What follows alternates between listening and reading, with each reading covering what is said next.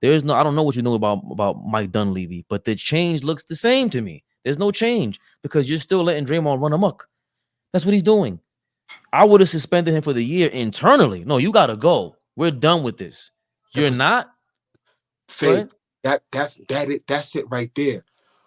Shout out to Hoop Fiends. If y'all don't follow Hoop Fiends on Instagram, and I don't plug a lot of pages, but this dude is excellent he's a gem in this space, y'all. Like, go, y'all two that I'm talking to right now. I'm gonna send you his page. It's Hoop Fiends.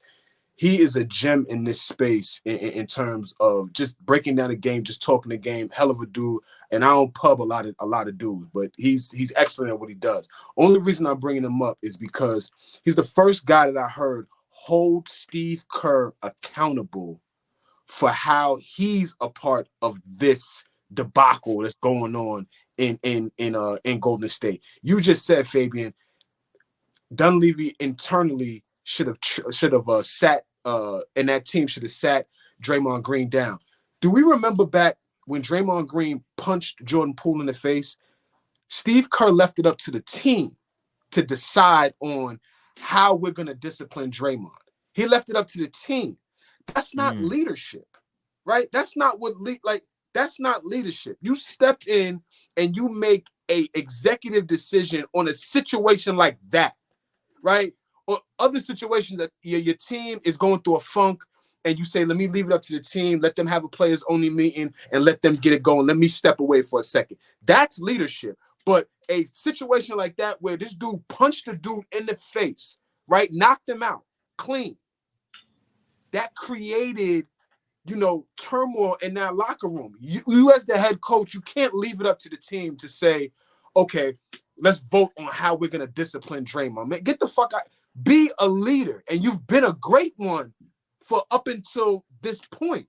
Right. Now your leadership is in question. So I won't take credit for that take. I just expounded on it a little bit. Shout out to Hoop Fiends because I saw something and I was like, wow, that's excellent angle that we don't hold Kerr accountable for any of this shit. Yeah. Well, Golden State Warriors fans they've been going crazy with that for a minute. They've been trying to blame Kerr, and I think as a fan base, anytime anything goes wrong, we tend to just blame the coach anyway. We've done that as Knicks fans. We give Thibodeau his props. Like, it's been 4 or 5 years. You had these, as much as the player development, that narrative, that theme was true in our minds. Now it's like, wait a minute, we see the proof is in the pudding. There are players who developed under you. So now we get to give Thibodeau his credit. He hasn't won a championship with us, but we know how to give credit. So with Steve Kerr, it's like, yeah, you won chips, but dog, what is that? Same thing with Mike Dunleavy. If you were there while Bob Myers was there, where is you got to make your stamp. I don't care how scared you are of Draymond Green. I don't care how intimidated you are by him. You got to be able to close that door and tell him, listen, Draymond, I don't care what you got. You punch me in the face, knock my teeth out. You ain't coming back here till June.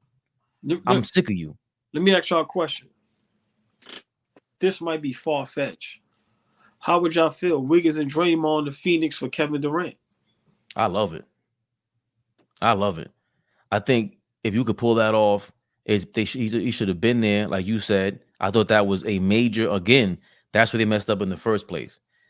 I get the whole playing style aspect of it. When Durant was there and he goes too much one-on-one, and that's not their style. They didn't like Kevin Durant saying all that. They didn't like him complaining about all that. But that's the organization that needed to marry each other because they have. Come on, he's a shooter. This era is Steph Curry, Kevin Durant, and LeBron. Those are the 3 guys of the last era. Because I shout the Players' Choice. They put that up, end of an era. These guys are damn near all out of the playoffs right now, the playoff picture. So that means, damn, the last decade, they've been at the top of every single playoff picture.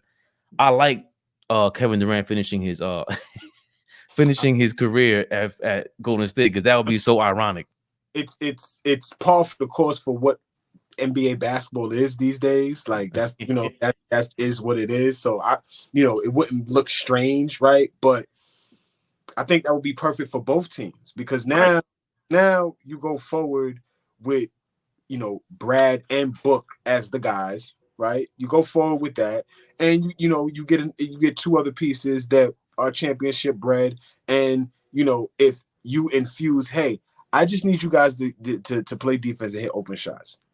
This ain't Golden State. We ain't running the same shit. We don't have Steph and Curry over here. So it's not, we need you guys to work.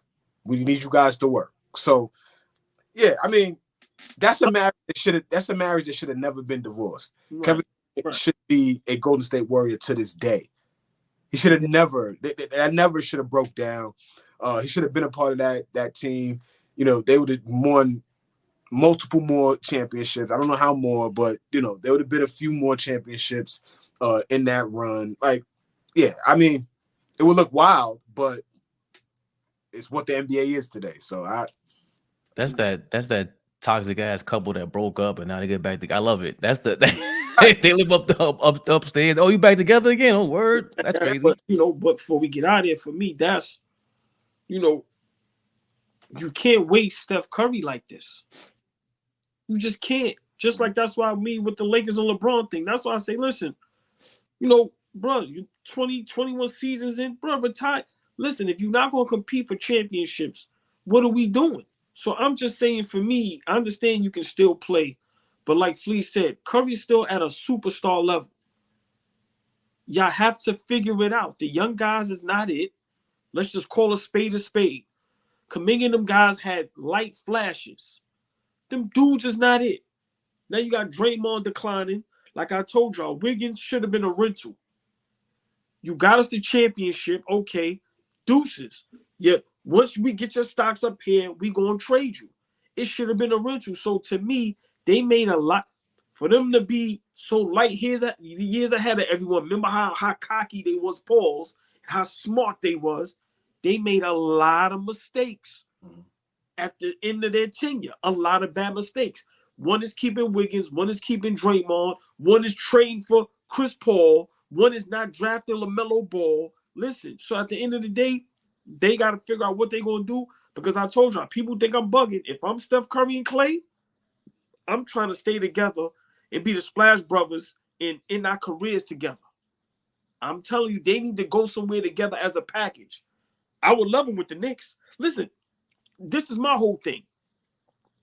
If people want to do something legendary, if Curry and Klay go, I want to go to New York. I don't care what you got to give up. And they win a championship here, bro. I'm just saying, dudes got to start figuring out. I know I'm as far-fetched. I'm just talking, but I'm saying, Flea, guys got to figure out, okay, what can I do to put myself in a better position to win championships? Right now, the Golden State Warriors is in the mud, and now that your man is coming back, I don't think they're going to be in a rush to bring him back. I'm being honest with you. I wouldn't. Yeah, I don't see what would be the rush to have him back on the floor. What kind of run do you guys think you're really gonna go on? Yeah, are they a playoff team right now? They're outside of the playoffs. They're below 500.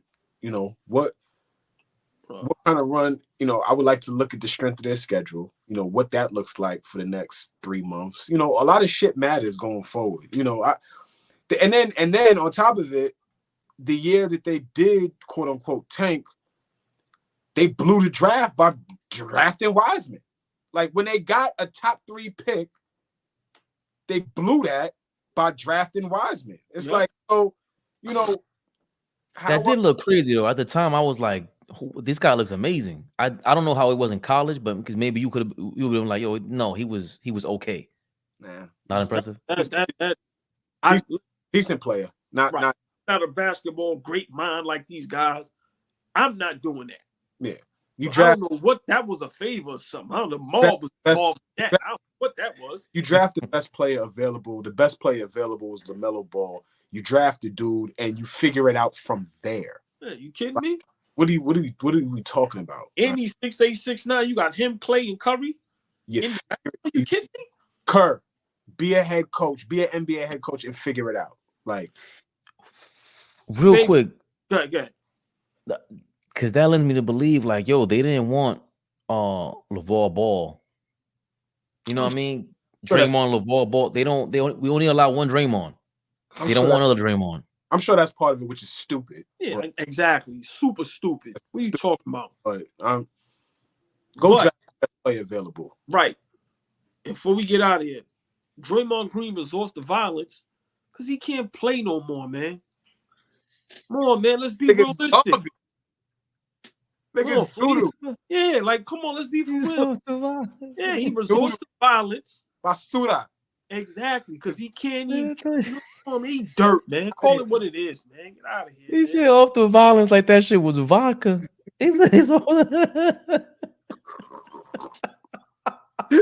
Draymond, yo, gangrene, baby.